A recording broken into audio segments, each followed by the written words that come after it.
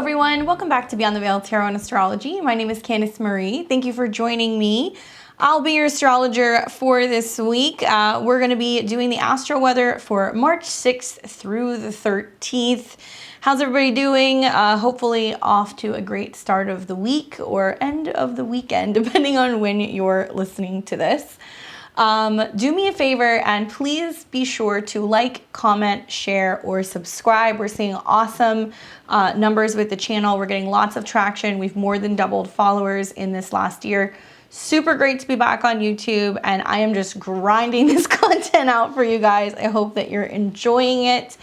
I am here to talk about, obviously, the astro weather for the week. So those of you guys who are new, we discuss all of the most important transits for the week ahead, and we will talk today about how that's going to affect each and every one of the 12 signs. You guys know now I'm putting out horoscopes, so if you just purely want to know how it's affecting your sun or rising sign, you can see that. Those are out for March.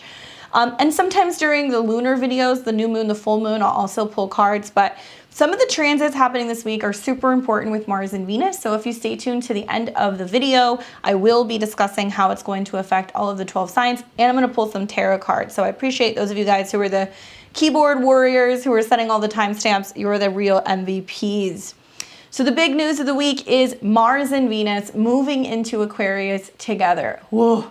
Wrapping up what's been basically several months of Venus being in Capricorn. Just in the last 2 days, Venus moved out of shadow when she finally passed Pluto for the third time. That's been an intense last couple weeks period. I mean, having Venus in a Saturn-based sign, Venus in conjunction to Pluto, Mercury also in the mix, and retrogrades that have been really kind of bringing up issues with power struggles, bringing up issues with the past. There's been like this really long kind of like arm wrestle going on with the planets, trying to get us to shake loose anything where we're falling back into old patterns of control and helping us get real about our goals. Capricorn deals with the direction that we're going with our purpose in life, our career, how we are identifying out in the world, whether we are, married or divorced or working for ourselves, working for other people. So much change has happened because it's been happening in a cardinal sign. So in this next week is when we start to kind of see the fruit of that come to be. And we move from a more cardinal Saturn-based Capricorn sign, which is kind of gloomy, diligent, really focused, hardworking, and we shift into this new air energy in the area of Aquarius. Now, this is no stranger to us, right? We've had Aquarius energy going on a lot the last 2 or 3 months, really for the last 2 years because Saturn's been in Aquarius. And there's lots and lots and lots of astrologers on YouTube who are going to be talking about this transit. I'm not one of those like sensationalized kind of astrologers that's like telling you guys each week, like your life's going to change. Like I keep it pretty grounded, right? In the next 6 weeks, your life is going to change in a very big way. And we're going to start to finally kind of see what's unfolding and how the storyline is changing when it comes to elevating our vibrations, elevating our goals, and really getting to, I think, the core of why we are here, why we have reincarnated at this time.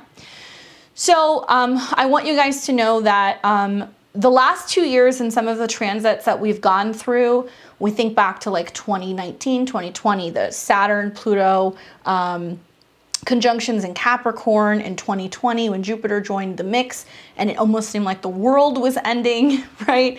And then last year when we had Saturn going in and out of Aquarius really all year, it's showing us, actually that was 2020, I take that back. It was 2020 that it was going in and out of Aquarius. Last year it was fully in Aquarius. But whatever you've been going through, whatever you've been kind of pushing to achieve, whatever difficult challenges you have encountered, whatever you'd have to overcome, it's not in vain, all right? I want you guys to know that. And it's going to start to make sense now, pretty much from March all the way through May, why we had to make those changes. So obviously I'm going to talk about how it happens and what's been going on a spiritual level, but really like the micro is the macro. Like we're seeing that we're actually almost in a way going through these challenges in our own personal lives, and it's reflecting what's going on out in the world.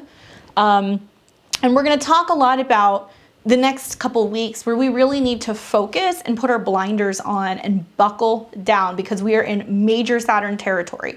Now, some of you guys are going to be like, but it's Pisces season and I just want to relax by the pool and smoke a joint. Okay, great. If you're doing that, you're missing out on this opportunity to really buckle down. It's important to tune into the Neptune energy this week. We'll talk about those transits where we're dreamy, we're spiritual, we're manifesting, we're praying, we're holding space for the future, and what we are really valuing, right? Because Pisces is second to Aquarius. So it's going to be, nope, my dream is so big, I'm holding on to it so much, I know that that's so important that I'm not willing to lower my vibration, or I'm not willing to settle, or I'm not willing to get lowballed.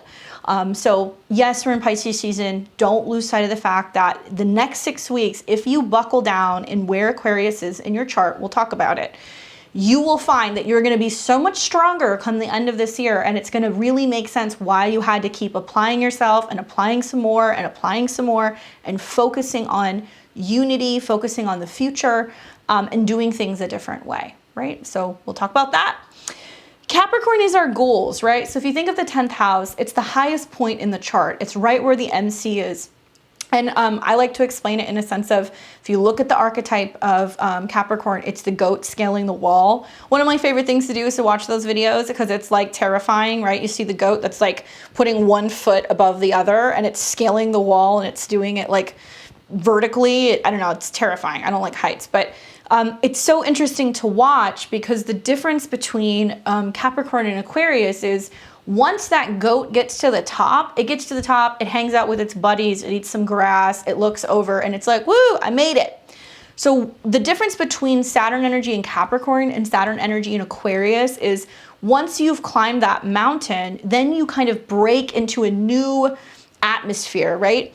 And Aquarius is about getting to the top, admiring the view, looking at everything you overcame, breathing in the air, and celebrating your accomplishments. So depending on how you look at how the next couple weeks are going to play out, there can be this turning point where you're like, I fucking overcame that. I did that. I did this. I got to this point. I'm not giving up. I'm holding tight.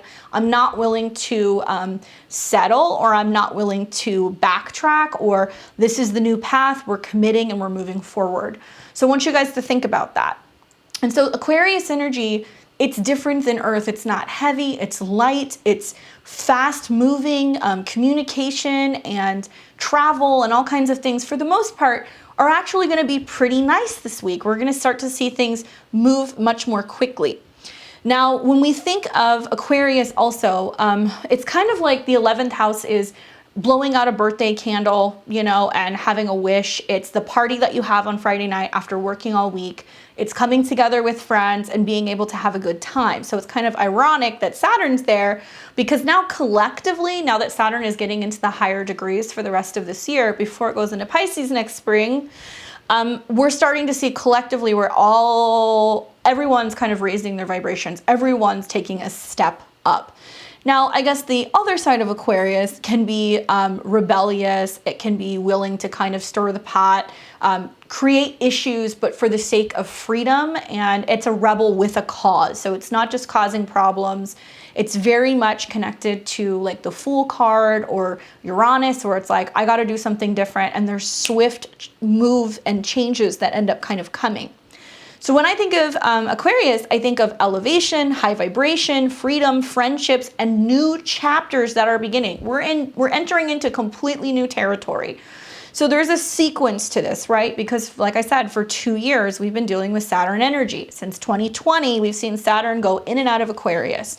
When it went back and forth from Capricorn to Aquarius, we had the lockdowns. We were told you couldn't get together with other people, you couldn't socialize, and everybody was kind of locked indoors and had to really focus on things like Zoom, Instagram, Facebook, technology, finding new ways to innovate, have digital meetings, all of that stuff. That was Saturn. That wasn't just the government throwing a wrench into things or the pandemic throwing a wrench into things. There's a bigger storyline here. Now, globally, personally, this is just my opinion looking at the astrology, I believe a lot of this was orchestrated intentionally to get everybody on board with these new innovations coming in technology, wanting people maybe to move more towards freedom in terms of finances and cryptocurrencies, wanting people to have new updates in software and buying new technology so they can start updating things around the world.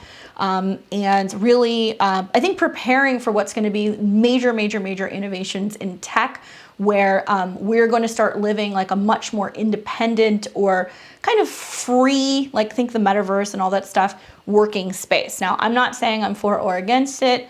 I'm just saying that that's part of what has been kind of building with that Saturn transit. So when we had Saturn in Aquarius, we saw personal restrictions, playing out collective karma, collective limitations, weren't really able to get together with other people. Now, last year, we also had Jupiter in Aquarius. So, I mean, kind of a buzzkill, right? You have Jupiter and Saturn really close together in a Saturn-based sign, but Jupiter had a purpose. Jupiter was saying, hey, we're gonna look into the future. We see new things coming. If we start doing this preemptively now, if this is the direction of where the world is going, let's just get the show on the road and let's just start learning and improvising and kind of getting into it. On a personal level for me, that's what last year really manifested as. I started seeing, wow, people need help. Wow, I need to get back out there and be creating content. I need to have fun while I'm doing it. It's in my 5th house. And it needs to be a collaborative thing. And I started working with new people. I launched a podcast. I ended up doing all these projects, but it takes other people to help me put all of this together. This isn't just me broadcasting from, a desk all on my own. There's a lot of other parts and pieces that come to it. So when I started looking into the future, seeing what was unfolding, I knew that when 2022 came, if I got the show on the road a year early, then it was just going to kind of fall into place, right? Now, life isn't always that simple, but those of you guys who are aware of astrology and you've been using that to your, I think, advantage, maybe last year you were like, man, I don't think things are changing. Maybe the pandemic's not wrapping up as fast as we think. Maybe these new innovations, digital meetings, meeting in digital spaces, having some kind of limitation socially is the new future. So I'm going to get the show on the road, right? So I've told people the last 2 years, don't wait for the world to open back up. We have to kind of adjust and see how it goes because this is Saturn and Jupiter. Then recently, since right around the beginning of the year in 2022, Mercury joined the mix and Mercury went into Aquarius. It was relaying messages of where tech, travel, business, and innovation are going. So we're going to hear about new iPhone drops that are going to be like the craziest yet, all of these new processors and new digital transactions and new apps and ways of scanning things and being able to have verification, doing business, right? So this is all new. We've had more, I think, self-made businesses the last 2 years than ever before, whether you have an Etsy account or you're somebody who has decided that you want to go and turn a hustle into an actual, a hobby into an actual side hustle. Or maybe you've been working with other people to find ways to drum up new resources, okay? So Mercury's been hanging out in this realm. It went retrograde, it conjuncted Pluto, and I think a lot of what's gone on for the last 2 months with that transit is changes and innovations in taxes, right? Conjunctions to Pluto is taxes. How we are adjusting to the fact that capitalism has gotten to a point where it's almost crushing the rest of the world. Like it's really limiting the ability to have freedom in terms of business and commerce and things like that. A lot of people have realized as a result of the transits the last 2 years, some of their jobs will never come back. So they're needing to find ways to learn, adjust, adapt, go into new training. That's all kind of Mercury stuff as well.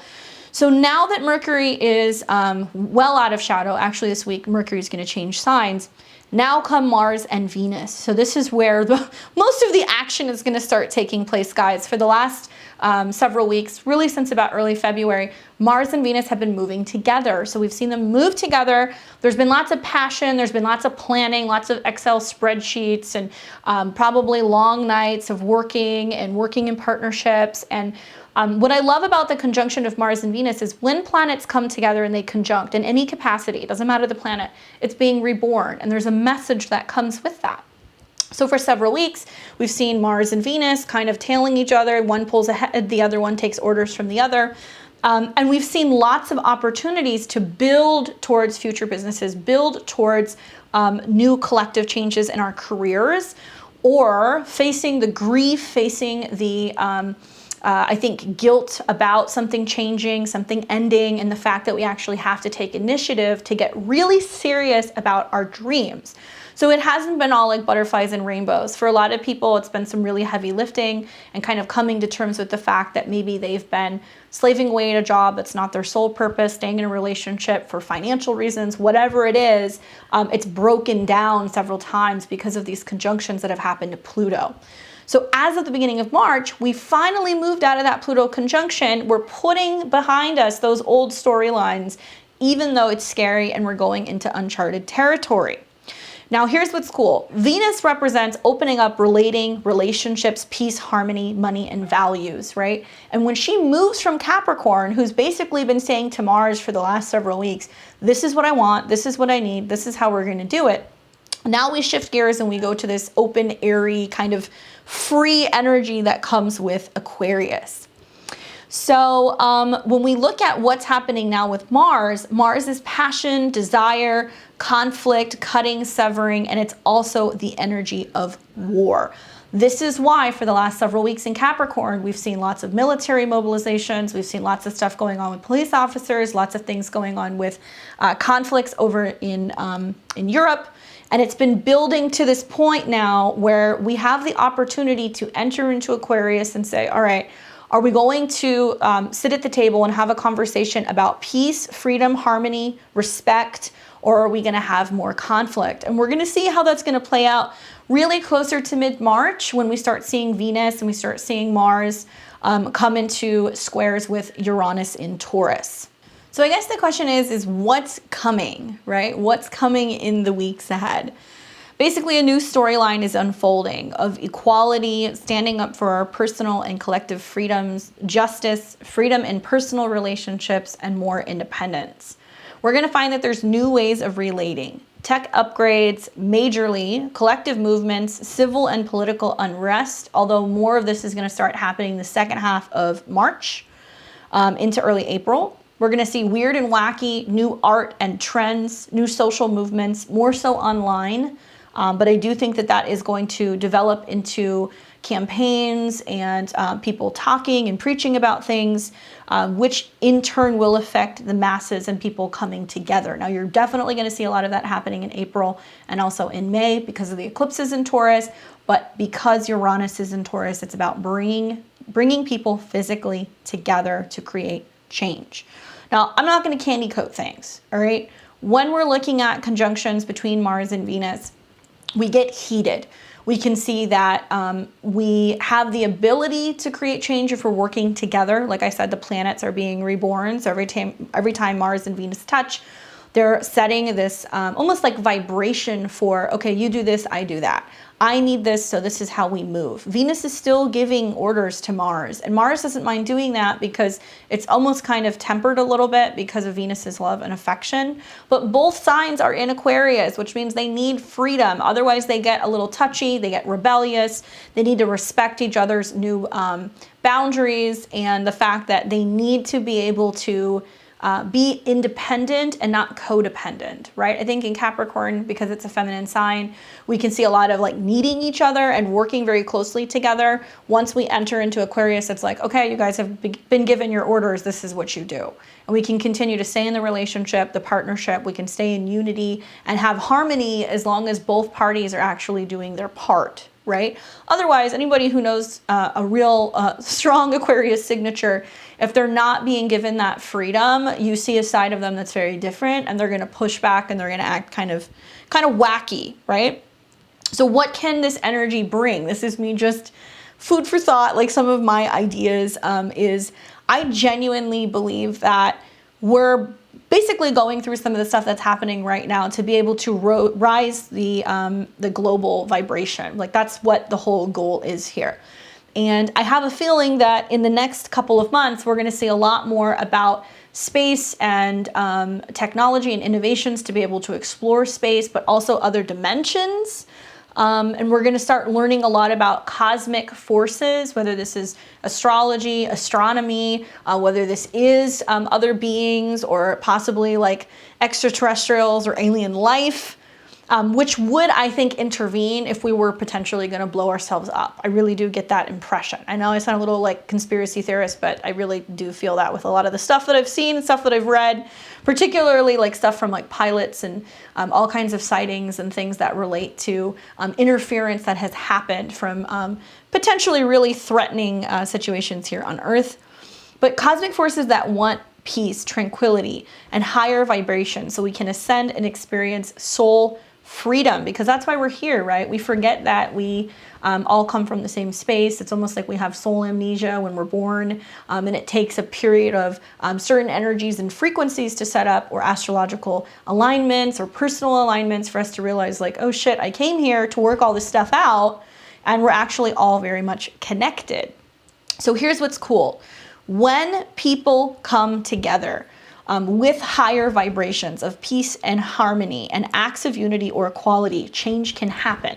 But it's going to take more than just one person. It takes everybody doing their own personal soul and individual work, which, by the way, you're at a time, you've been doing it for the last 2 years, so it's time to ascend and go to the next level where we're actually gathering together and masses of people are taking a stand. Now, sometimes fairness and freedom or equality is not just handed to you. You have to fight for it. And I think that's where Mars is getting in the mix. But we want to be warriors for peace, equality, and change.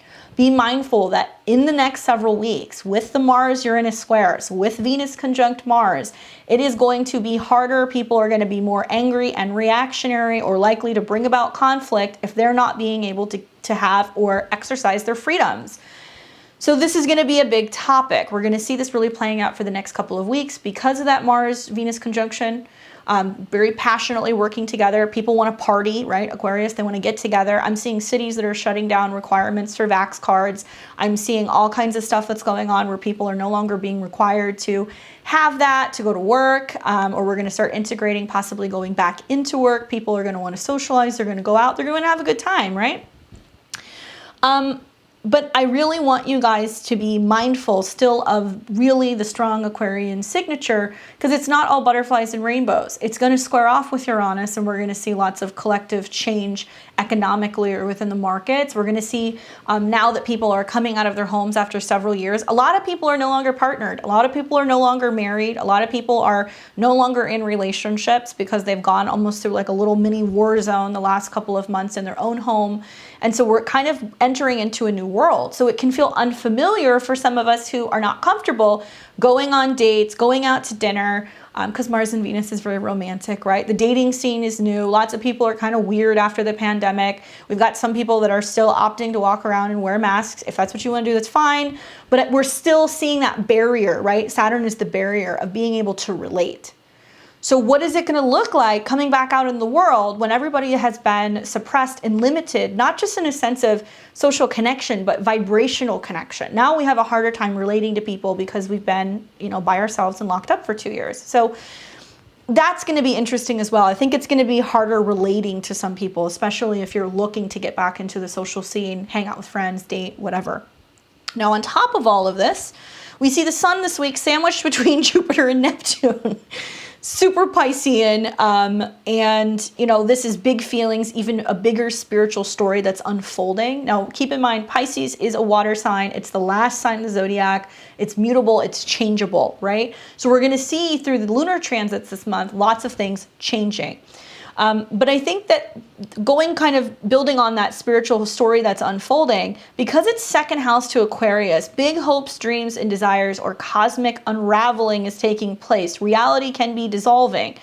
We're getting our spiritual shift together, or we're spiraling out into the ethers, doing drugs, sleeping, avoiding, kind of going crazy. That's the other side of Pisces. So if you're not aware of all this Piscean energy, of the fact that we need to keep the vibes high, we need to be super aware of what we're listening to, what music we're listening to, what we're watching, what we're hearing, what we're believing, if we're getting ourselves all worked up, perhaps maybe I'm somebody who just seems like they're just not totally connected to reality. I could see how some people would say that, but I'm just opting to be like, I'm really aware of what I'm listening to. I'm either listening to binaural beats, I'm listening to spiritual lectures, I'm listening to chants, and anything that's going to raise the vibration in my space. I don't want to watch the news. I don't want to watch the television. I don't want to hear about it, because I'm choosing for that not to be my reality. I'm not holding space for that fear because I know it's going to make things spiral out, and it's going to affect my health. It's going to affect my vibrations. It's also going to set in motion that affecting other people. And we're all going to kind of get swept up in the waves of this Neptunian energy and feel under the weather or spiritually sick. And then we're going to start to actually see that reality that we're manifesting break apart, and we're going to lose the faith, right? So we don't want to lose the faith. Pisces is where it all melts together or it washes away. And while Jupiter and Neptune are very spiritual, it's about where we lean into our intuition, fears, our intuition feels, asterisk, not our fears, and see certain sandcastles in our lives dissolve for a higher spiritual purpose, right? So as difficult as it sounds, there are going to be some things that are going to come up, and you're going to have to look at it and go, do I just let this go? Does it make sense? Is this a part of the plan? Keep in mind, Jupiter is still making aspects to Uranus. We're going to see aspects between Pisces and Taurus where certain things are dissolving, or on the flip side, keeping the vibes high, meditating, manifesting, visualizing, working with our dreams, our spirit team is going to allow us to go, you know what? That's okay. We're going to let this go because I'm building a new reality. Right? And I'm not going to let the materialistic side of things scare me. I'm not going to fear not having good health. I'm not going to fear not having resources, not having food, not having support. Because if you're holding that in the 12th house energy, Pisces, it can physically manifest. So I'm not telling you guys to go about life being like, everything's going to be fine, because obviously I know we live in the third dimension, but be careful what you give energy to, because where your intention goes, energy flows. So we're going to see some things wrap up, especially coming to the end of Pisces season here in the next couple weeks. And we're going to go into the spring equinox. It's Aries season. Yay. I'm excited to really see the end of April forward, because I feel like that's where we're going to see a lot of physical things start taking shape in our lives. And a lot of this is going to make sense. All right. So hopefully that's helpful. Let's go ahead and get into the week ahead. Let's break it down. I want to talk to you guys about when some of these conjunctions and things are taking place. We're going to start with today, Sunday, the 6th of March. So as of today, Mars and Venus are conjunct. They actually moved into Aquarius yesterday on Saturday the 5th. I don't know if you guys felt that change. I did. I had Aquarius is friendships, right? I had about like 3 different events with friends and people who were like, when can I see you? When can we get together? And I was like, oh my God, it's happening already. Like the energies are already building, you know? So that Mars and Venus conjunction in Aquarius, super great if you're an air sign. So if you have any Libra, Aquarius, or Gemini, Sun, Moon, and Rising, all of a sudden you're going to feel that shift. It's much more communicative. It's free. It can be fun. It can be very passionate. A little bit more difficult for the fixed signs, especially if you're a fixed sign anywhere around the first 4 degrees. You're really going to feel this pretty intensely the next couple of days. Mars and Venus are going to square, which I think is nice, actually. I like these squares.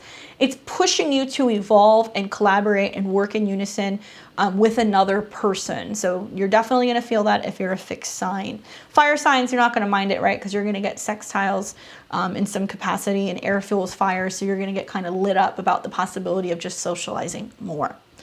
But today's a bit of a wacky day. That ingress is not easy, especially when we're moving into the fixed signs, because it's carrying that energy forward and it's very strong. So we're going to see lots of passion that can be great fun and kind of exciting, or it's just like Aquarian ultimatums, meltdowns. If you don't give me my space, if I can't hang out with my friends, if we can't find a common ground, you know, like, okay, cool, see you later. Just do it by myself. That's the kind of energy we're going to start seeing happen. Today also, I spoke about this last week, but I'm going to reiterate this again today, because this is a transit that, at least for me, is rubbing me very much the wrong way. Mercury is coming into a square with the nodes of the moon. So Mercury is about relating, communication, information, sharing of ideas, business, travel, what have you. So Mercury is now getting into the later degrees of Aquarius. Very strong. It's about what everybody else is doing, how we're having to collectively share and work together and find ways to communicate. So when it squares the nodes of the moon, the north nodes in Taurus about stability, security, south nodes in Scorpio about releasing pain, there are situations that are probably playing out yesterday into today, maybe even on Monday, where when we see that Mercury square, it's basically saying, hey, you need to do your Mercury work. You need to communicate. You have to move out of the past fears of something falling apart or unraveling. You have to move out of this anger or toxic kind of communication style, so we can build towards the North Node in Taurus, which is stability, security, peace, right? So you're going to probably feel like you're just like bursting at the seams and you have something to say today, or that you have to have a conversation. You need to sit down and talk to somebody. You need to get the word out. You need to find a way to relate. So when we see these squares, it's the universe's way of saying like, nope, now we're going to introduce this. We're going to introduce this. We're going to do things differently. Mercury can be about systems, timing, also schedules, organizing, things like that. So it can be a little mentally taxing today. But if you're feeling the need to actually have a conversation, sit down and talk about it, remember that later on, going into next month, we're going to see Mars and Venus come into a conjunction with Saturn and square the nodes as well. So we have to learn how to relate better. Right now, those conversations are coming up so we can talk about it. So when things actually get more intense next month, we're going to go, hey, we talked about this. We have a game plan, right? This is how we're going to handle things now. And we want to be able to find more peace, equality, and freedom, and less drama or less need to control situations, right? Also today, we see the moon in Taurus conjunct Uranus. So it's a little emotionally stifling. It's a little unstable. It's a little reactionary. The fixed signs are definitely feeling that today. And as it comes into conjunction with Uranus, it's then going to square planets today and tomorrow in Aquarius. So if you look at the moon, it's been squaring Mars and Venus really since last night. There was tension that was building on Saturday night. Now it's going to come into conjunction with Uranus, and then tomorrow you're going to see that it's going to come into a square with Mercury. And Moon-Mercury squares in the fixed signs is just more emotional conflict. So unfortunately, the way that this is being set up, whatever's kind of been going on Saturday, Sunday, Monday, it's not like you can sweep it under the rug, because the fixed signs keep squaring each other, and it's going to keep bringing up that friction of how to better communicate, not emotionally reacting, sitting down, talking about finding peace and finding harmony, and a way for everybody to be able to work together. This is where I said to you guys, we've been in this energy for 2 years. Now the planets are getting into the upper degrees and squaring the nodes. It's like we're no longer in a dress rehearsal period. We've been in a dress rehearsal for 2 years. Now we have to learn to actually do this work. That's why wherever Aquarius is in your chart right now, it's so incredibly important, because we're clearing karma. When we have squares to the nodes, we clear karma. When we have conjunctions to Saturn, we deal with karma. But we can clear it and we can create new patterns, new vibrations, right? Okay, so tomorrow on the 7th, we're going to see the moon in Taurus come into conjunction with the North Node. Yes, that I like. That is reminding us, hey, we need to stay grounded. Hey, we need to be peaceful. We need to be practical. Let's make things simple. Let's make it easy. It's sextiling Jupiter, the Sun, and Neptune. So it's letting old patterns dissolve, right? It's eventually going to come into a trine with Pluto the next day, still rubbing up with those squares to Saturn and Mercury. So if you have something you want to say Sunday, if you let it bleed into like Monday or Tuesday, it could be fireworks, unfortunately. Perhaps maybe Monday is a better day to have those conversations, waiting until the moon gets away from Uranus and you're not so stifled. And as it starts to kind of build into a trine with Pluto, it's powerful, and it conjuncts the North Node, which is about emotionally relating better from a much more grounded perspective, right? How we're feeling in our body. Then on the 8th of the month, we're going to see Moon in Taurus trine Pluto, like I said, power. This is my favorite election day, by the way. I would say earlier in the day. If you guys don't know what election astrology is, it's like selecting a date to be able to do something. The early hours of March 8th is my favorite, because the moon is in the late degrees of Taurus. It is forming the trine to Pluto, and it's coming out of the square with Mercury, right? So can be a better day, just personally, or you can even wait until the moon is getting into Cancer. So that'll come a little bit later in the week. But yeah, powerful day for emotionally relating, changing and transforming, detoxifying old emotional power struggles. Anything of that regard will be taking place on the 8th. Then on the 9th this week, we're going to see Mercury enters into Pisces. So it's probably going to be a little emotionally stressful, honestly, up until this move. And it looks like it's going to enter somewhere in the evening on the 9th. Now, here's what I'll tell you guys. Whenever Mercury is at 29 degrees, all right, that's going to be like the 8th going into the 9th. It's like that crisis point. It's like, I got to have the conversation. It's very erratic. It's lots of communicating. Once Mercury, the evening of March 9th, gets into Pisces, it's more emotional. It's like, I'm emotional. I don't always know how to communicate. I can't find the words. For whatever reason, I would say if you need to have a conversation, relay something, sign something, agree to something, if you need to make plans, make travel plans, whatever, do it on the 8th or do it on the 9th. That friction is really pushing you to have that conversation. So that way, prior to Mercury going into Pisces, we don't feel like we're in our head and we're actually trapping all the anxiety in our physical or our emotional body. So just a tip. Mercury enters into Pisces. We're also going to see the moon in Gemini come into a trine with Venus, Mars, and Saturn. So still great for communicating and relating all the way up to really later in the day on March 9th. Great communication day. When we see the moon in Gemini, it's very chatty, it's very open. And as it trines Venus, Mars, and Saturn, I think it's going to be about just getting the point across. So actually, yeah, late in the 8th, early in the 9th, great day for communication. All right, so then we get to the 10th. This is when the moon in Gemini starts to form a square. So it's actually going to be earlier in the day. Sorry, guys, I'm jumping around a little bit. The moon in Gemini is going to come into a square with Jupiter, Sun, Neptune, and Pisces. These are mutable squares. So mutable squares are easier to deal with. It's about the situation changing. It's about something unfolding. We feel that shift when we have mutable squares. That's like how you're perceiving something, how you relate. I love moon square Jupiter because I feel like it's a softening. I like the moon square Neptune because it's an emotional softening and an opening. So the 10th looks a little bit of like the emotional hangover that comes from some of the interactions you're having the 8th and the 9th, and just being like, okay, well, things got to change. We got to change the way that we're communicating. We got to change the way that we relate. So let's let it go. And I love that the moon will trine Saturn in the process because it's all about working together. It's less about emotional reactions or, not being able to relate to one another. It's kind of really clearing the air. But when the moon squares Neptune and the sun, it's a little bit like, ooh, do I say something? Do I not say something? Maybe there's a little bit of like emotional fallout and you feel a little uncomfortable talking to somebody and not really knowing how to read somebody's body language and just feel a little kind of weird and wacky on the 10th. But things are changing, so stay open and realize that it's important to stay emotionally open and receptive, right? Because Mercury is going to go into Pisces. It's going to be harder to communicate. We're in our feelings.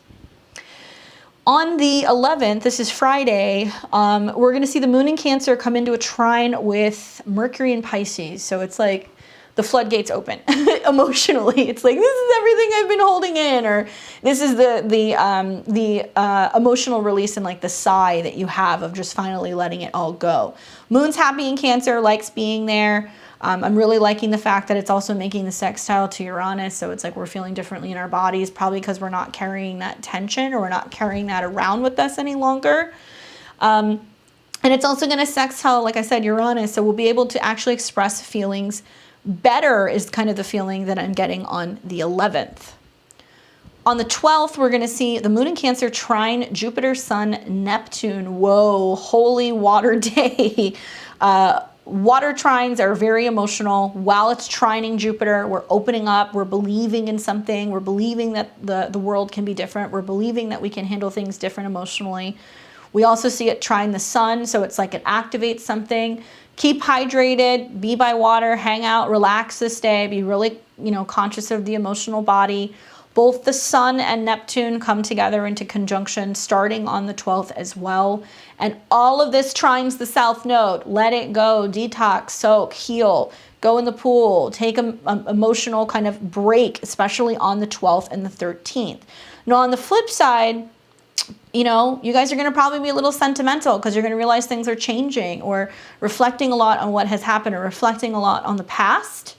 But I'm loving the trines to the South Node because it's saying we can let that go, we can heal, we can recover a little bit. It's almost like that sweet spot next weekend. If you guys have the opportunity, depending on where you live, if it's warm enough to be by a pool, if you can go and be out in nature, if you can go to the beach, if you can go to the spa, get your pedicures, get your foot reflexology, get your sound baths, all that stuff. That's everything that you guys want to be doing this weekend. Plan something that's going to be more uplifting. Otherwise, you're going to see a lot of people who are just going to be boozing it up, drinking, smoking, sleeping in, watching a lot of television, spiraling, right? So that's the darker side of Pisces. Because collectively with the sun conjunct Neptune, it's like, is everything what it seems? We have lower energy, but we can also feel very inspired. So you'll start feeling this on the 12th, going into the 13th. The sun in Pisces fully conjuncts Neptune. It's a spiritual retreat day, feeling inspired, okay? If you want to hang out and binge Netflix, fine. That's great. Just don't watch Fox News is basically what I'm getting at. Don't watch a bunch of television. Don't go and watch what's going on with the war around the world. Don't fill yourself with like a bunch of like worry and go deep down the rabbit hole of like, oh my God, what am I going to do? And then crack open a bottle of wine. You want to focus on keeping the vibrations high. Just a recommendation, okay? Everybody really should be drinking a lot of water, working with their crystals, meditating. Keep music playing all weekend long, right? Do that. Something that's going to be high vibrational. Some people say something that makes you happy, fine. I'm not somebody who's opposed to like gangster hip hop and stuff, that's fine. But be mindful of what you're receiving, right? So you may not be somebody who's like really big into like classical music, but I would say give it a try. You may not be somebody who's like really big into listening to meditation or certain frequencies or like nature sounds or like beach sounds, but give it a try. Try to do something that's going to allow you to calm down. Now, Pisces energy is cool too, because this is screens, something I've been telling a lot of people, especially people who have a lot of Pisces placements around 20 to 25 degrees or any of the water signs. Here's a fun trick. Change some of your guys' screens, right? Change your desktop screen on your laptop or your computer, change the background of your phone, something that is involving the ocean, the sea, the beach, a pond, anything that's water, even if it's just an underwater scape or if it's, you know, a goldfish bowl, whatever you want to do. Watch how much changes when you start noticing that any screens that you're looking at for the next couple of weeks has some kind of nature water element, right? It doesn't matter. You can have a Little Mermaid, I don't care. But if you're having something like that, it's going to help you kind of calm down a little bit and it's going to kind of bring you more into the Neptunian energy. On the flip side, it can also be something that's more collage and vision boarding and things that you're manifesting. If you want to do that, great, you can do that. Be mindful of what you're absorbing, okay? If you're watching a bunch of Rambo stuff and you're drinking and smoking, you're going to spiral out, honestly. I love Rambo. I'm not complaining about that, or Die Hard, whatever you want to watch. Horror movies, but this is not the time to be absorbing some of that stuff. And if you are having a difficult time, foot reflexology, massage, and also getting pedicures, anything like that can be really helpful because Pisces rules the feet, okay? So try to keep next week in high vibe. Please let me know how it goes. Lots of really feeling inspired. So if you're an artist, a creative, a poet, a writer, a filmmaker, this is like your paradise. Can be the perfect time to start envisioning and manifesting the reality that you're creating. Create art and start focusing on anything that's going to be visually symbolic of the life that you're wanting to build. All right? Okay, so that was a lot. Let's go ahead and get into where the Mars-Venus conjunction is happening for each and every one of the 12 signs. So I'm going to tell you, number one, if you want to listen to this, listen to your ascendant is what I'd recommend first. Then your sun sign, if you want your moon. This is for whole signs. Yes, people have been asking me, is it whole sign? I look at whole sign and Placidus, but you probably want to look at whichever is the ruler on the cusp. So if you are a Placidus reader, you want to look at the housing cusps, or you can look at the whole sign. Both are going to relate, in my opinion, and this has been now years of me going back and forth, and I've been really hardcore about Placidus. I've come to the conclusion with my readings that whole sign does work. It is legit. When you feel those transits happen, they happen, right? Even if it's not exactly the house cusp ruler. Placidus really talks about the psychological effects. It's also really good for timing. You want to look at your progress chart? That's fine. I'm a Western astrologer, so I'm not Vedic, Western. Got to get all that out there. So this is a good time to pull your chart out if you have not already. We talked a lot about Aquarius. That's where all the action is happening for the next 6 weeks. It's almost like you're going to be taking the test to see how well you're doing in the Aquarian energy, and if you're really rolling with the punches and elevating your vibrations and getting into the life that we're here to live. But right now I want to talk to you guys about this Mars and Venus conjunction. So pull your chart out. Let's take a look. Let's see where it is. I'm going to talk to you about what house it's happening in. This is where in your life the action is going to be, okay? Aquarius is the lens that we look at. So it's about elevating something that's different, unusual, more independent, involving friends or community. And I'm going to talk to you about which one of the houses the planets rule. This is important because this is where you kind of separate kind of bullshit sun sign astrology from like really seeing that astrology is the real deal, and it can help you kind of predict events that are going to start happening and how to handle them. So rulerships are very, very, very important with these predictions. So I'm going to talk about which house it rules, so you're seeing the whole story kind of come together. How's that sound? All right. So Aries, a lot of everything I've been talking about, surprise, it applies to you. So a lot of this is going to sound repetitive, but that's the beauty of being an Aries or an Aries rising. You're always kind of in the flow of what's happening. So all of this conjunction of Mars and Venus and Aquarius is happening in your 11th house. Friends, associations, your goals, your beliefs. It deals also with networking, and Mars and Venus rule. Okay, let's talk about Mars first. Mars, which is that passion, heated desire, energy, rules your first house. So it's your chart ruler. So it's very important when these conjunctions happen. I would imagine there's been a really interesting turn of events the last couple of months for you in regards to your career. It also rules your 8th house of other people's resources. Okay, so you've got you and other people's money. Now Venus, which is going to be more others, right? It rules your 2nd house of the money you make, and also your partnerships, your 7th house. So here's what's interesting. You see both of these now move to your 11th house. So you're really entering into new territory when it comes to what friends do I value, which people are really on my team, am I upgrading my friendships? Is it time for me to let some, toxic friendships go? A lot of evaluating your values, right? Your value system with your friends. So there can be a lot of like friction and kind of going back and forth a month ahead with people about people who are like, oh, I put my money into this stock because this is what's going to pay off. And you're like, that's crazy. I don't agree with that. There can also be conflict with friends revolving around borrowing and lending money. So there can be some strife there because it's activating your 2nd and also your 8th house. There can be a sense of you having more independence when it comes to your relationships, and that you're not just focusing on romantic relationships, you're focusing on platonic friendships, and you're kind of segueing into like, I've gone through the drama with partnerships. Now I'm focusing more on what I need for my security. I'm joining groups. Maybe you're taking group classes. But there's a lot of energy in your 11th house, which tells me you need a team. It's really important for you to have good friends on your side, especially if you're going to make strong financial decisions in the months ahead, or when it comes to buying land, moving, or just your own personal values. And I think you're going to be somebody who's going to be very active socially the next couple of weeks. So there can be a lot more parties and get-togethers and this, that, and the other. You may feel a little strapped for cash. So there can be a sense of you being like, yeah, I want to do all this stuff, but I don't know if I can always pay for it. And I'm really focusing on making more money, or maybe collaborating with friends for some kind of business thing to bring in more resources. So let's see what the cards have to say for how it's going to affect you.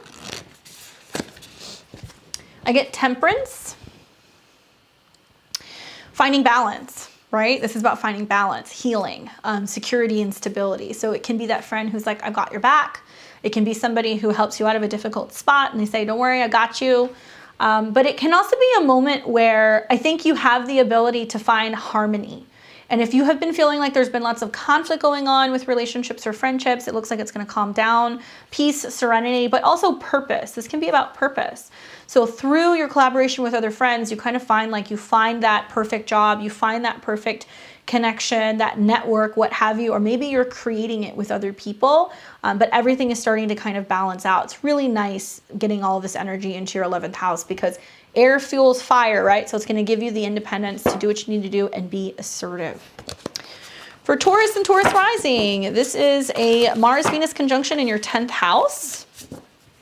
This is big, Taurus. You are probably going to feel a little bit of pressure. You're going to feel a little under the gun because Mars and Venus moving in your 10th house is like you're entering into complete new territory in your career. Okay, this is like weird and wacky and independent.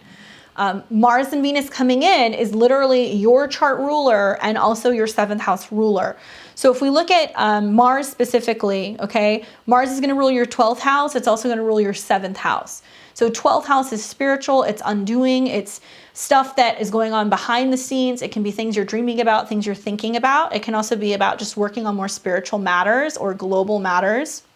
Your 7th house is partnerships.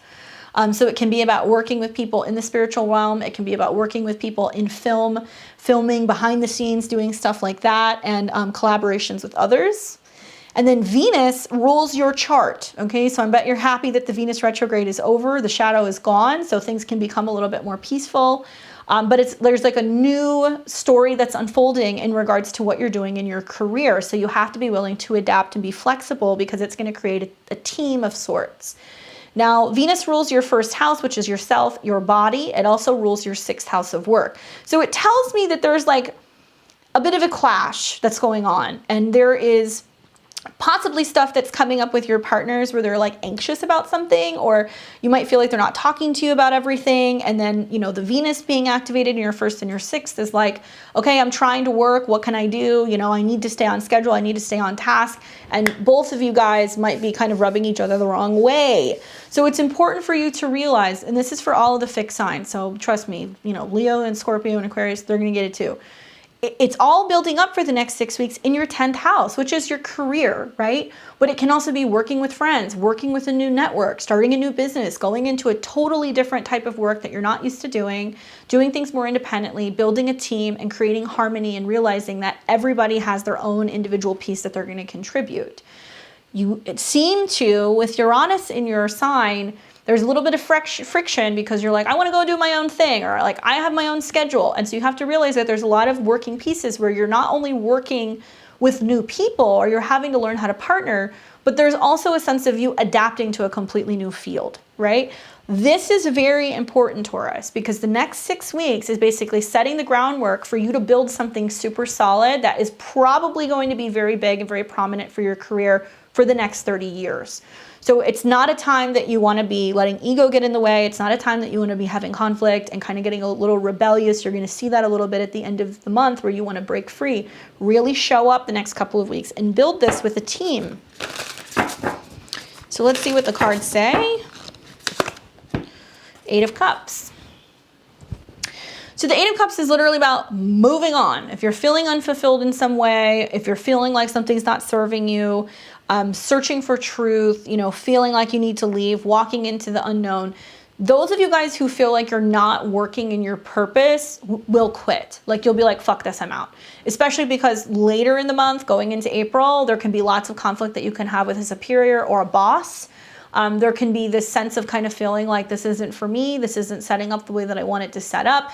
And if you're feeling that pressure and you feel like, you know what, it's got to be better than this, I know it has to be, then yeah, you have to walk away. But by the same token, it's walking away from old emotional patterns. So it's cups, right? And learning not to like have a tantrum and just like storm off. It's like really working through, if there is something that is important that needs to be built, working through it and working away from old emotional patterns, okay? So hopefully that's helpful for you. For Gemini rising, this is happening in your 9th house and it's in a sister sign. Woo!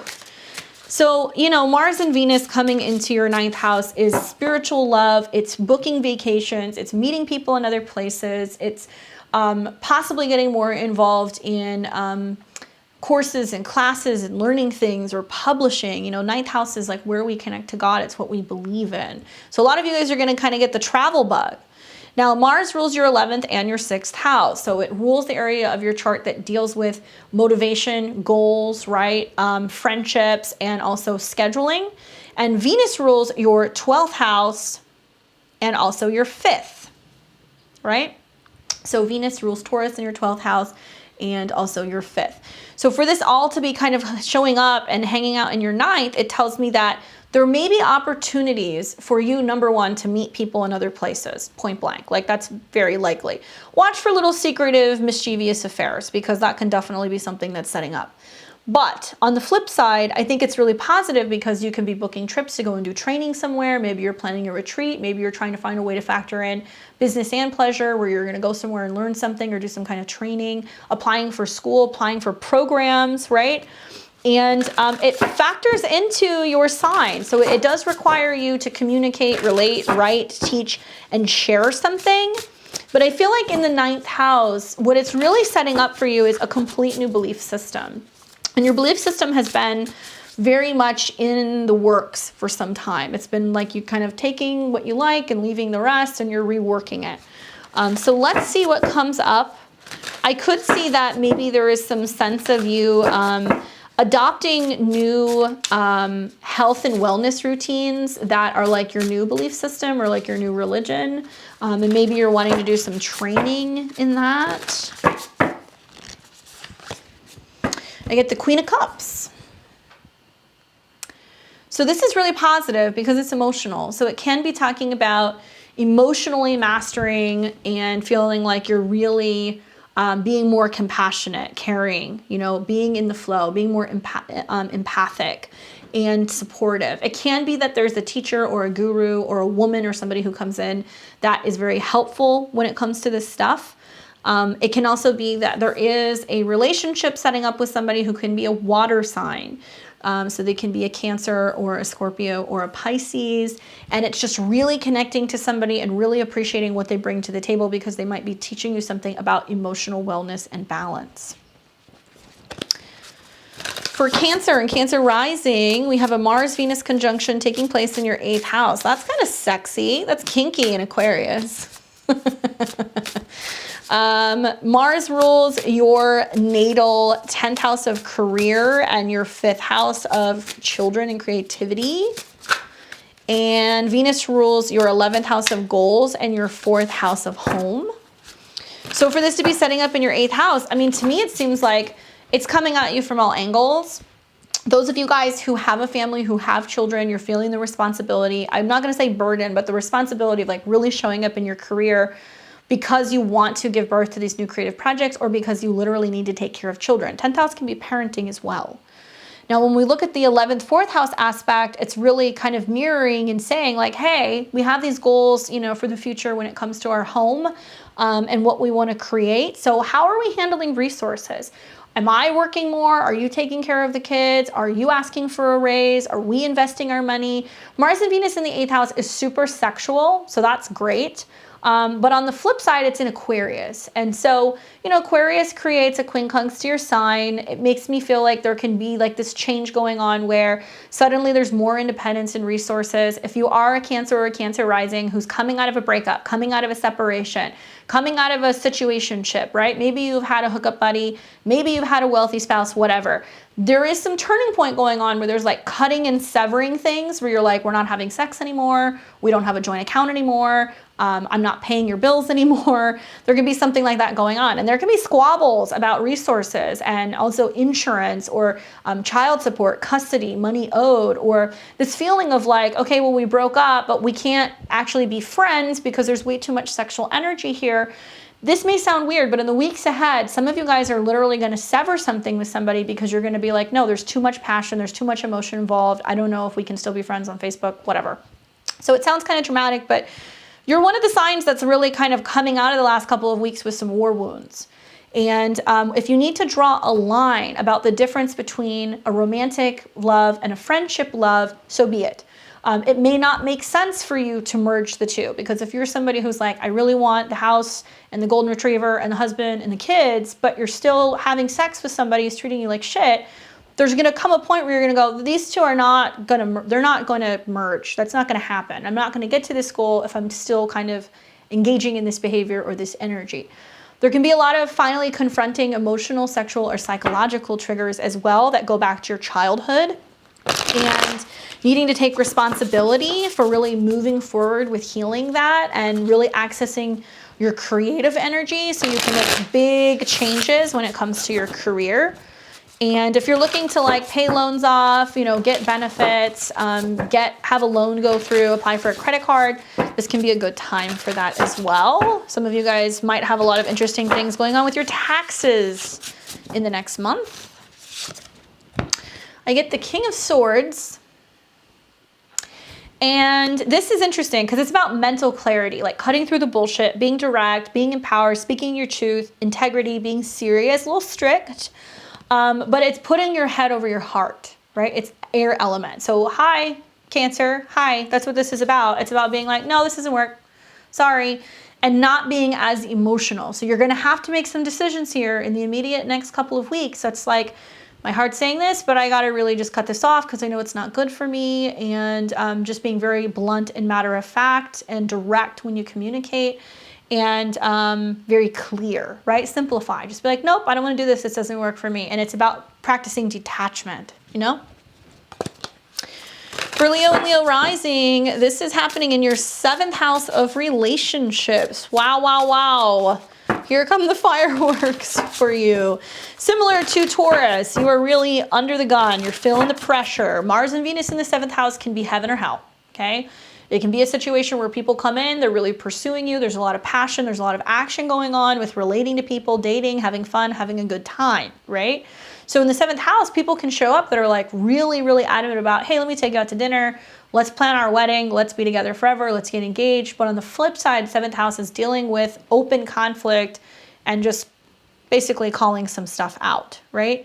So in your chart, Mars, which is a sister sign, rules your 9th house of your beliefs, also matrimony, and your 4th house of home, emotions, and family, the past.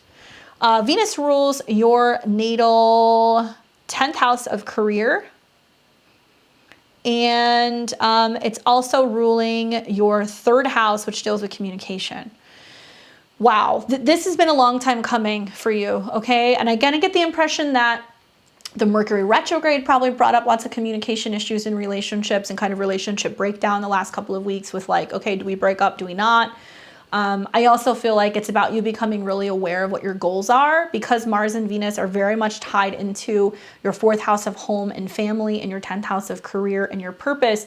There's this sense of you kind of going like, I know where I see my life going. And if other people are not willing to kind of get in line and like work with me, then I'm not going to push it. If you're pushing people, Leo, you're going to find that there's going to be some really conflicting and kind of combative energies that can happen in the month ahead. I also feel like this is a storyline that's going to play out for you even more so the end of March into early April. So Mars and Venus, you can have like really passionate friendships, people who come in that want to partner with you. They want to work with you. The problem is that it's rubbing up against the South Node in your 4th house of the past and old emotional past issues. It's rubbing up against the North Node in your 10th house where there's lots of responsibility and career stuff. A lot of Leos are working out family drama or old ancestral drama, and it's playing out in relationships. So you're going to see over the next couple months, there's going to be an opportunity to basically be like, okay, is this worth fighting for? Do I jump in this? Are they being a little overzealous, or am I a little bit afraid of getting hurt again and falling into past patterns? Realize that you are one of the signs right now through these transits that if you really want relationship, some of you guys can make relationships work at this time. I've seen people during these squares really significantly come into a period of time where you find out what relationships are made of, and it can push certain relationships to the point of being like, okay, we are moving in together, we are getting married, we are getting engaged, we are having kids, whatever. But you don't want to push people too hard, because if you're working from the South Node perspective of fear and what didn't work in the past or what happened with your family or with your parents, you can see a lot of that play out in your relationships, and you don't want to let fear get in the way. The North Node's in your 10th house, which is about your career, but it's also about stability, security, parenting. So you want to, with Aquarius in your 7th house, look at the relationship with somebody as your best friend. Remove all the drama, remove all the physical stuff, the sex and everything. Ask yourself, is this person my best friend? Now on the flip side, if you're like, hey, my relationships are great, take a look at your friendships, or take a look at your business partnerships and relationships, because there can be some conflict going on with relationships with people either in the family or at work, okay? Yeah, this is gonna be a little uncomfortable for you, but you've been prepared. You've been prepared. Good news is it looks like you can work together because you got the 3 of coins. So this is great. Collaboration, teamwork, skills, shared energy, working, learning. I'm going to tell you the same thing that I'm going to tell Scorpio, because I have a feeling that Leo and Scorpio, sun, moon, or rising, are going to be the ones that have the hardest time with this energy in the next month, okay? You have to be a team player. This is so important. You want to remind the other people when you're working with them, when you're collaborating with them, whatever, we're on the same team, right? Because, you know, Three of Coins is like, hey, we're working, we're both putting our energy into this, we're trying to make magic happen. We really need to learn new skills, and we need to be more about our goals so that way we can achieve them, right? Because you guys both have two different ways of doing it. Maybe it's somebody who's doing the domestic stuff and you're doing the work stuff, and you guys have to figure out how to settle that out. Maybe it's going to be about where you guys are moving because of where you guys have a job, or whether or not you're going to move and where you're at in a relationship. There is going to be some sense of needing to balance things out, and not everybody is going to have their way this month. And that would be you, but that's okay. It's worth working for. Virgo and Virgo rising. This is a Mars-Venus conjunction happening in your 6th house of daily routine, coworkers, work, health, pets, all that fun stuff. And for you, Virgo, Mars rules both your 8th house of joint resources and your 3rd house of communication and short distance trips. And Venus rules your 9th house of beliefs and law, education, and your 2nd house of resources. Oh, Virgo. I mean, the good news is, if you need to check off stuff on your to-do list, if you need to really get serious about healing a health matter, if you really need to get something organized, if you need to hire somebody to help you, find the right doctor, if you need to finally organize an office space, I get the impression that there's a couple things going on this month. One is, you may feel like you have to spend more time and attention caring for your health, whether that's prepping your meals, getting the gym membership, going somewhere, really focusing on getting results. Stick to it. It's important. Your health is very important right now, Virgo. And life balance, because there can be, your schedule's out of whack, where it's like, maybe because you're focusing so much on something that's going on in regards to organizing an office, learning new skills, training, and also just other things going on in your life, you feel like you don't have time for yourself. So it's going to keep reiterating, you need to level up with your schedule, get a digital planner or calendar, you know, have other people connect to it, really participate in getting everything kind of ironed out when it comes to your schedule, so you feel like you're not so stressed out and getting things thrown off. You can have a whole load of digestional issues this month. You can have some relationship hiccups that happen because it's in the 6th. You can also find that there can just be some kind of stress in regards to your schedule and something relating to possibly somebody close to you. So Mars ruling your 3rd house of Scorpio is like, do you have a sibling or a neighbor that needs your help? Are they sick? Is it affecting, you know, by you helping them, how you can actually show up for yourself, but also for your job? That's kind of the feeling that I'm getting. And I also get the impression that, you know, with both of these setting up for you in your 6th house, it's saying that you either need to learn to perfect a task or you need to do it differently. Some of you guys might need to do some training and updates in technology. Maybe you have to get a new computer and you're like, I got to figure out how to use this because I'm wasting so much time because I haven't gone through it and learned how to use this application or this software, whatever. So you'll get a little frustrated. But for the most part, it's a great time to just be active, right? And the 6th house can be about getting back to the gym. So as things are opening up, some of you guys might go back to the gym, you might go to fitness classes, but Aquarius is about communal stuff. So I could see that if you're a little stressed and you want to see your friends, but you also want to stay healthy, you can kind of go, hey, let's go for a hike. Or how about we all meet up and, you know, we go for a walk together, or we take this dance class together. It's communal, so you can kind of get, kind of kill a few birds with one stone, you know? So let's take a look at what the cards have to say for you, Virgo. I think it's really great for seeing results in changing your schedule and your health, though. I think you're really going to be pleased with it. 7 of Pentacles. So yeah, 7 of Pentacles, long-term investments, sustained patience, perseverance, results, profits, planning, harvest. So it's like, okay, I'm really investing. I'm buying the Bowflex machine. I'm paying the trainer. You know, I'm going to go and spend the time. I'm going to go and organize all my food. I'm going to organize my supplements, that kind of stuff. And being like, okay, I'm really committed to seeing results. And if you're doing this, and whether it's with your health or with your schedule, right? Maybe it's changing your schedule so you have more time with your friends, because That's part of the work-life balance as well. It can't just be all, you know, body. Mind, body, spirit needs to all be balanced for you to be able to be healthy. So you're investing in that right now. You're going to see results. It's going to take about 7 weeks, right, before you really see that transform. I believe anybody who's really kicking ass the next 6 weeks, you're going to see so much more security and stability. You're going to be so thankful that you made the commitments by the time we get to this summer that it's going to be mind-blowing how much you have achieved. You guys have been ready for this for a year or so. So now is go time. For Libra and Libra rising, this is happening. This conjunction is a fellow air sign. Aquarius is a fellow air sign. And it's happening in your 5th house, which is about creativity, having fun, taking risks, painting, playing, being with younger people, dating, children, pregnancy, all that stuff. Now, Venus in your chart obviously rules your chart. So Venus transits are very important. Venus also rules the 8th house of sex, intimacy, other people's resources. Now, Mars rules your relationship house and your 2nd house. So Mars is going to be about the money that you make and the people who you partner with. So it can be clients, it can be you having conversations with a romantic partner or a marital partner about money and resources. Venus ruling you and the 8th house is like some kind of merger that's like, okay, well, what do we both bring to the table, right?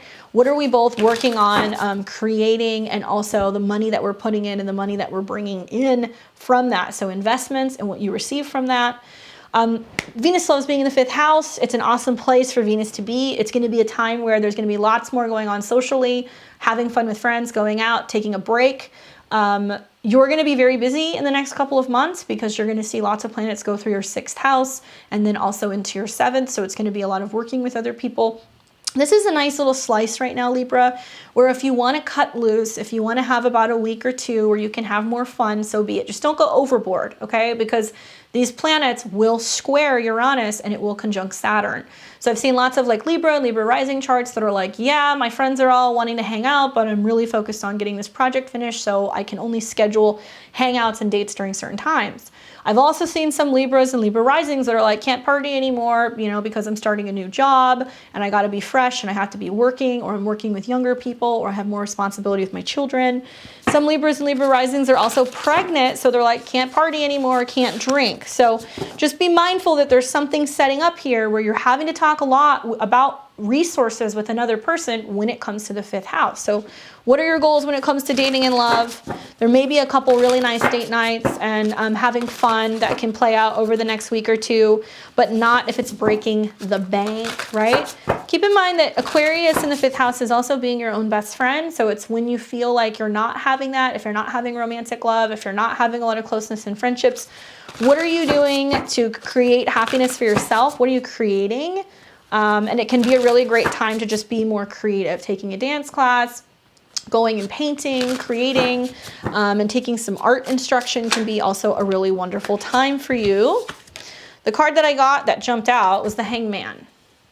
So this is the Pisces energy. So this is what's interesting, is that this is talking more about what's going on with Jupiter and Neptune in your chart right now, which for Libra is the 6th house. So it's what is healthy, right? What is healthy? Because I could see some Libras that they overdo it, and then you get to some of the conjunctions when Mars and Venus go into Pisces and you're like having to really course correct. It's no, that's not a healthy form of expression. No, overeating, oversleeping, whatever, that's not working.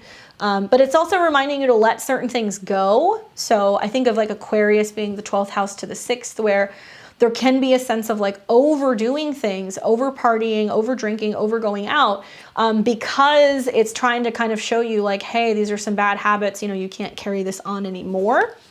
The Hangman comes up when it's time to pause, surrender, reflect, tune into your intuition. It can be about self-sacrifice and wisdom. So I think that there can be some sense of you making sacrifices for children, making sacrifices for love, making sacrifices for creative projects, and really needing to do that so that way you have that period of reflection. If you're doing that in the next month, I think you're going to find when your chart ruler goes into Pisces, you're going to be like, I feel so much better, right? So it's actually more relating to your health and your spiritual wellness, Libra. All right, Scorpio and Scorpio rising. This Mars-Venus conjunction is happening in your 4th house. So like Taurus and Leo, you are definitely kind of getting your butt kicked a little bit this week, really until about mid-April. Scorpio, pay attention. So in your chart, Mars, okay, it is your chart ruler. It rules your first house and your body. And it also rules your sixth house of health. So there's some theme that's going on here about you and also things relating to your health, cutting, purging, clearing, right? So then you've got Venus, which rules your 7th of relationships and your 12th of undoing. They're meeting in the 4th. So there's something going on where you're having conversations with a partner about possibly Saturn and Venus in the 4th for Scorpio risings. The Saturn-Venus conjunction and the Mars-Saturn conjunction is going to be about family karma. So you're clearing some kind of family karma, and you're doing this through some kind of relationship you have with another person in your home or with your family. So a lot of Scorpios and Scorpio risings are going to be kind of triggered in the next couple of weeks, revolving around where they've been in the past relationships, past living situations, your family, what have you. And it's all going to be coming out in the 4th house. Thankfully, it's private, so it's not going to be like fireworks, but it can bring up lots of conflicts in relationships. So when this comes together, the positive side is like there can be home renovations, changes in the home. You can be updating electronics and things within your house. There can be much more freedom in terms of how you're relating with friends and bringing friends into the home. But it can also bring up, I think, lots of like emotional triggers for you where you're getting tripped up on the past and you're not really allowing the past to be let go. And, you know, whenever Venus is conjunct your chart lord, there can be either a female family member or a relative or a female roommate or just a woman in the home that can come in that can want to smooth things over and want to like make things better. Now, if you are a woman, then it can be you trying to work with Mars and trying to find ways to partner and find peace and unity. You're going to see some squares, though, later in the month where it's like you guys may not always have the same style. Somebody might like a couch and the other person hates it. Somebody might like a property, the other person hates it. And you guys have to find a way to relate where there is going to be more peace and freedom within the home and the family unit.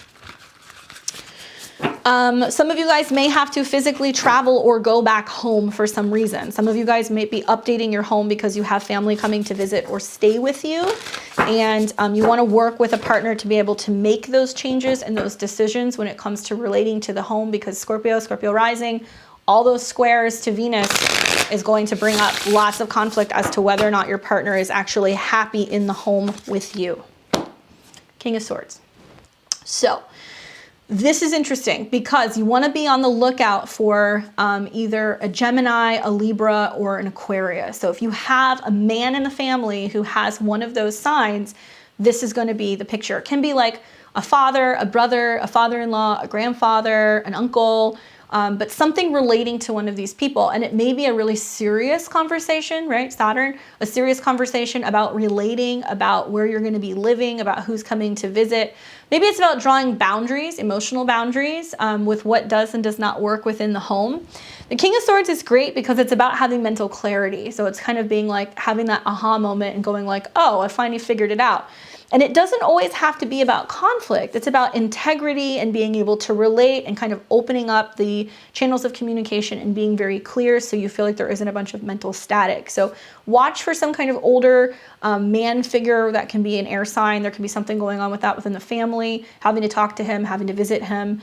But I also think this is going to be about just communicating better and finding ways to communicate without there being conflict. Okay? For Sag and Sag rising, this is the Mars-Venus conjunction happening in your 3rd house, which is like cars, neighbors, siblings, short distance trips, early education, writing, tech, gadgets, that kind of stuff. Mars traditionally rules your 5th house of children, romance, and 12th house of the hidden realm and undoing. Venus rules your natal 6th house of health and work and your 11th house of friends.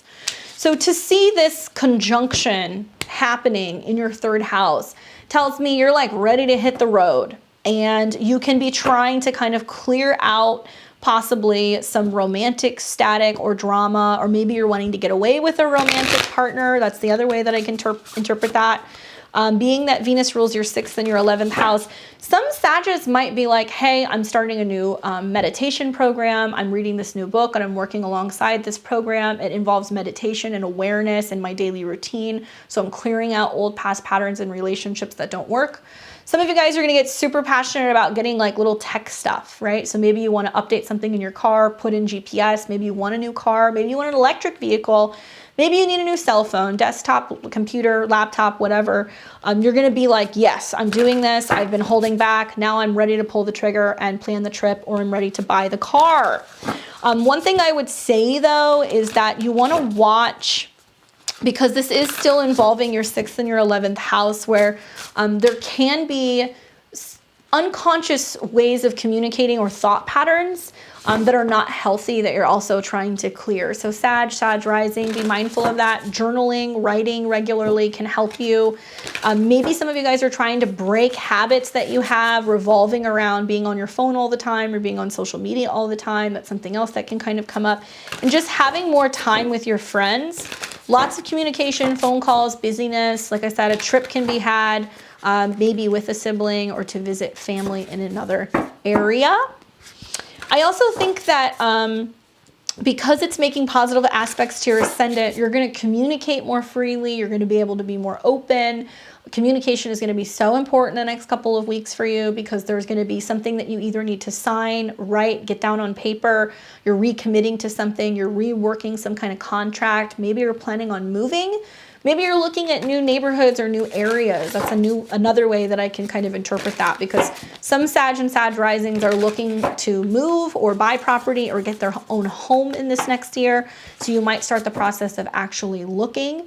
But the Mars and Venus stuff makes me feel like, because of scheduling restrictions and other things, you may not always be able to physically be there. So you might be doing like digital tours of other places.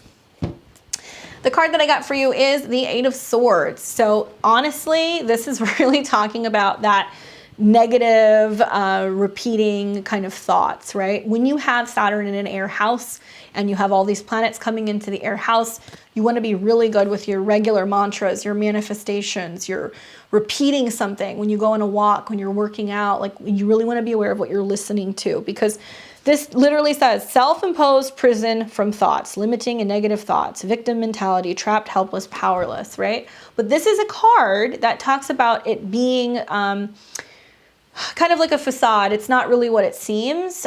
She's not actually being held between, the swords. If she takes the bandage off, she can see like, oh, I'm the one who's stuck in this reality because of how I'm thinking or how I'm speaking to myself, right?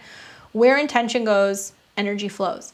And for the next couple of weeks, maybe it would benefit you to get up and I have a friend of mine who's an Aquarius who's like really great at manifesting. And he has told me for years that part of his success has been getting up. He has a notebook. He writes his 3 goals every day. And it's every day. I mean, every morning he writes that 3 goals. And when one goal has been achieved, he marks it off the list and then he moves to the next goal. And he'll keep repeating that every day in his journal until things come together. Sag, this is what I want you to do, because I feel like you need to get into the habit of that vibrationally. We need to start speaking, talking, and moving and seeing that coming to be. Share it with other people.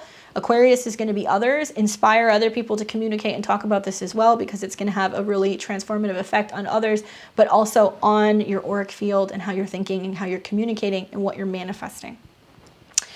For Cap and Cap rising, this is a Mars-Venus conjunction in your 2nd house of Aquarius.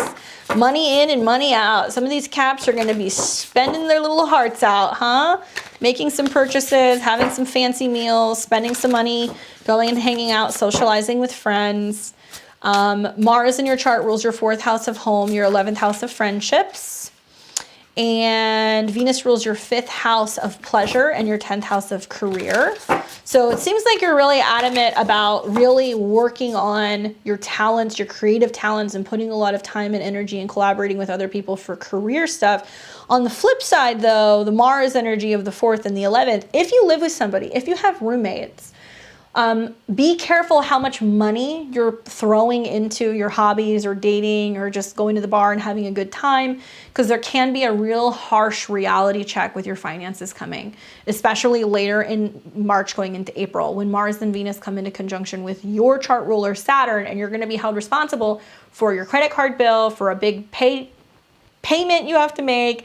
There's some kind of like come to Jesus moment that's like, I spent how much at the bar? I spent how much on clothes? How much on food? So you really want to practice moderation. Now, when it comes to home and resources, whether you are paying bills at home, paying a mortgage, living with somebody, maybe you have roommates, there can be conversations that come up that's like, hey, like, utilities have gone up. Our rent went up, we're charging more, we're having to, put a new deck in the house, whatever. So, we're going to have to spend more this month. And it could be like a record scratch moment where you're like, oh shit, I just spent a lot of money on something. Now I got to pay this. So money in, money out when we see Mars and Venus in the second. Mars in the second likes to spend money, right? Likes to buy things, eat things, stuff like that. Venus is the indulgence. So when we look at how this is setting up, just be mindful that you want to be looking at how you're building security, right? There can be how you're building security. Are you focusing on a life of having material things or numbers in your bank account? Are you feeling like you're maybe buying too much, holding on too much? Are you holding on to certain friendships that are not actually bringing you value and just having people around because you don't want to feel alone? These are all things that I would be thinking about. And just be cautious when it comes to your resources and spending, and not going a little too ham on stuff, because like I said, that bill's going to hit somewhere at the end of March, beginning of April. But the second house also deals with self-esteem. So I think that to build positive self-esteem, to build security during this time, it's having good people around you, working on your natural talents, and managing what you are investing your time or energy into. Page of Cups. So this is good because it's about emotional well-being, idealism, being dreamy, sensitive, creative, curiosity, possibilities. This can be the beginning of a new romantic relationship. This can be the beginning of falling in love with a hobby, or falling in love with something, or finding a talent that you're really great at and you want to nurture it because it makes you feel good, right? So there's an emotional component to this. It's like, some caps with this transit, you want to pay attention. Like, are you just eating to feel better? Are you spending money to fill a void? Or are you putting energy and emotions into developing a talent that's actually going to make you feel good and not make you feeling empty, right? Because when you finish the tub of ice cream, you're not going to feel so great. But if you finish a project, or if you finish, a sculpture, or if you finish an art piece, or writing a poem or music, or completing a program, you're going to feel more fulfilled, right? So it's about really getting into your body and your emotions and how you are feeling. For Aquarius and Aquarius rising, ooh, you are the star of the show. Mars and Venus is in your sign. You're probably feeling very passionate, very heated. There is a sense of really wanting to get things moving, wanting to share your ideas with the world. Very passionate in how you communicate, because Mars rules your 3rd house of communication and your 10th house of your career and public image. Venus rules your 4th and your 9th. You're just like a little preacher this month. You're just going around giving everybody the gospel of Aquarius, telling everybody where the government's screwing us and where we need to revolt. There's going to be a lot of that going on for Aquarius and Aquarius rising. Be mindful that with Mars and Venus on your ascendant, you can be too passionate. Okay, there's going to be this feeling of possibly needing to reel it in a little bit. You can be telling some friends and family members, or possibly even people who you're working with, to like go fuck themselves. Like literally, that can start happening because of the squares that are taking place in your chart. The North Node is in your 4th house of Taurus, which is about family and security. The South Node's in the 10th. So maybe you're getting really passionate about telling your family what they should do. Maybe you're trying to convince everybody to buy land and like live in a community type environment. Maybe you are having a really difficult time with your body, or feeling really on your own, or kind of isolated. So you're severing and kind of stepping away from work responsibilities and focusing more on building emotional wellness within the home. This is so important for you, Aquarius, because number one, you guys are going to be almost like the prototypes for showing the rest of the world to really channel this energy. So while the world's kind of going crazy, you're going to be like, yeah, let's just throw gasoline on the fire and just burn the whole thing down. And you're going to start kind of expressing your energy in a very pure form, where you're going to be encouraging other people to really stand up and not take any shit. In the process, though, you can rub some people the wrong way. So just be mindful of that. I get the impression with this all involving both your 10th and your 4th house Lord, it's about how you're shifting the kind of work that you're doing also, and maybe feeling like you don't want to preach out to the world, you don't want to preach globally, you want to work with your community, you want to work digitally, you want to work by phone, or you want to be working in like smaller communities. Because right now it's not about taking on the world at large. It's about what you can do in your immediate environment with your neighborhood and your family and your immediate circle. Focus on that. Don't worry. Know that if there's more Aquarians, sun, moon, and risings that are doing this in their small platforms, we're going to see a ripple effect. So don't go organizing any chaos quite yet. Please, please, please. The card that I get is the Lovers. Passionate and communication, right? But the Lovers card is about deep soul connection, understanding, romance, unity, balance. And it can be about duality. So it can be this realization that you're just really speaking passionately about what you love and sharing that with other people, sharing that with people who you love, focusing on harmony in relationships. The irony of the situation is in order to have that, in order to find peace, there's a lot of you standing up for yourself in this next month. Okay. It's a lot of like, nope, this doesn't work for me. I don't love that. I love this. This is what I want. I want more of that. Take that away. And you're going to seem a little more assertive than usual. But it's to help you have the relationships, the partnerships, the unity, the home base that you really want. So it's like, I have to tell you, if you're an Aquarius who's felt like you've just been crumbling the last 2 years, if there is any real, it's like the last 5 minutes of a game, right? The last 5 minutes of like a football game or whatever. And it's coming down to like, you know, those couple of minutes, which are going to be the defining moments as to whether or not you win. That's the next 2 months in your life. So you can't kind of break down because you're really going to waste and let go of everything that you've endured for the last 2 years. Now you start standing up for yourself, saying what you need, saying what you want, and having boundaries and speaking about them from a place of passion, not conflict. So I need you to do this so that way you can relate better to other people and inspire other people. And as you share your ideas about what you're passionate about, it will affect the collective. Last but not least, we've got Pisces and Pisces rising. This is a Mars-Venus conjunction in your 12th house. Ooh, that's kind of sexy, Pisces. That can be fun. You can have the opportunity to have some kind of like bedtime pleasures and romance away and behind the scenes. Maybe there's like a little secretive thing that's going on, a fling maybe between you and a friend. At the same time, there can be old storylines in relationships that are wrapping up that's taking place. Mars rules your 2nd house of money and resources, the 9th house of beliefs. Venus rules your 3rd house of communication, the 8th house of other people's resources and sex. So to see them come together, there's a lot of communicating and expressing what you need in order to feel secure, in order to feel valued, what your belief systems are when it comes to what relationships can be, what your spiritual beliefs are. There can be just a lot of endings also that are happening. The 12th house is definitive endings. So there can be a sense of like finally having certain falling outs with people. And if you're not getting closure, or if you're not getting communication, or if you're not feeling valued, there can be this moment where you're just like, I'm going to let it go, you know, rather than having chaos and stuff going on with friends. A lot of Pisces are going to feel like some of their friends are wigging out. This is the energy right before your birthday, Pisces. Okay. So some of you guys, you know, are in a situation where you've already had your birthday. Some of you guys are getting ready to have it. You might feel like your friends are kind of wacky. You may feel like you're in a situation where you're like, where are my friends? Nobody got me a birthday cake. What's going on? Who's coming to the party? So there can be this feeling of also a little bit of disappointment as to whether or not certain friends or individuals are really showing up for you.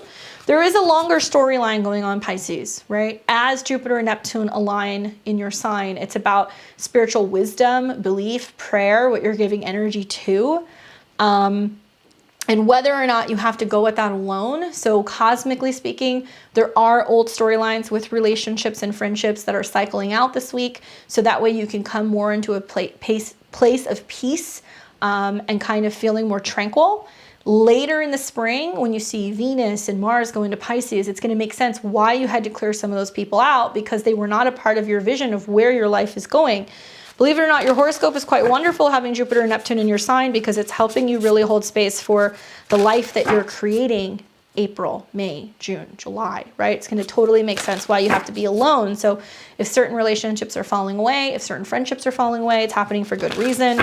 Yes, it's frustrating because maybe you want to be able to communicate and express ideas, but it can be very sexy and very spiritual, because you can have some kind of connection behind the scenes with somebody or something. It does seem a little secretive. Usually until Mars and Venus ingress into your first house, you may not really feel like you want to tell the world you've met somebody. You may not want to jinx it. You may feel like you need to kind of keep it closer to your chest in a way.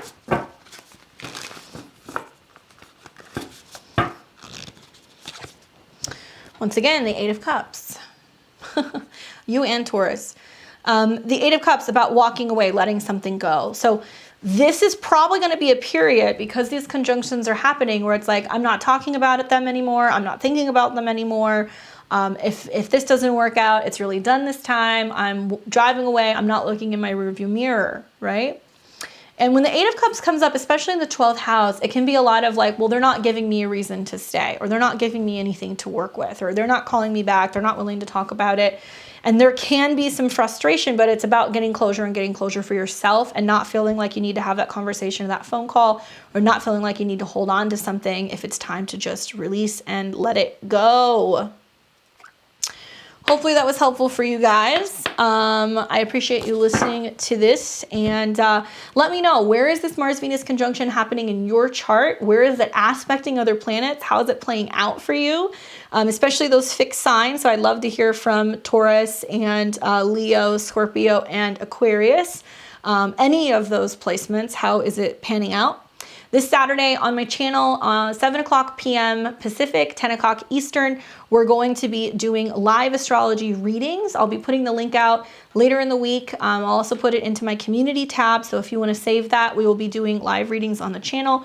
Great way to jump in and just get a quick answer if you have questions about transits or a natal aspect in your chart. Also, if you're somebody who hangs out at home on Saturday nights and you want to learn more about astrology, please join us. It'd be great to have you. We have memberships on the channel. I'm going to spare you guys. I know I keep saying that, but we've seen memberships grow, which in turn has manifested in longer videos, also creating more content. We're putting out 4 videos now a week. My goal is by August to be able to put out a video almost every day. So I'm trying to shift more into creating content and educating. You guys are making that possible. All donations or all memberships go into all of the things and the time and the research for me to be able to segue and do more of this so I can help you guys on YouTube. If you have not seen my Midheaven podcast, please do take a look at that. Every Monday we put out a new video on YouTube, and we talk about, myself and the Peace Dealer, what's going on in the cosmos. We have a couple drinks, it's light laughter, and this week's gonna be cool because we're gonna be discussing the Jupiter-Neptune conjunction in Pisces. Super spiritual. Definitely take a listen to it when it comes out. I'll just give you guys a little preview. Jupiter, Neptune, super manifestational abilities, but it's so important to pay attention to our vibration. And even if you're not somebody who's religious, please be praying. Please take time throughout the day, even if you have 5 minutes before you leave the house, if you're sitting at your desk, if you're getting ready to eat a meal, whatever, you don't have to do it out loud, but please be mindful and be sending positive vibes into the ethers and the universe, because we're trying to raise the vibration. Prayer is meant to be able to bring us together and also ask for assistance from divine energies. So if there's any takeaway from this, keep praying your asses off this and next week. If you haven't seen, down below, I've got links to my social media. I've also got a new newsletter. If you sign up for my newsletter, I won't spam you, I promise. It's just so that way I can get a list of people who want to sign up for my courses. Now that the new moon has happened, getting ready to launch that, let you guys know when I'm starting that. I'm having to work around some travel stuff. That's why it's taken so long. So I'm trying to decide, do I start it before I travel or after? I'm going to let you guys know how much it's going to cost, when we're doing the study club, what we're going to be covering, and it's going to be a limited number of seats because I don't want to have too many people, because I would like to be able to have time with people one-on-one within the group, and I want to be able to teach in a way where I feel like everybody's going to be able to engage with each other, right?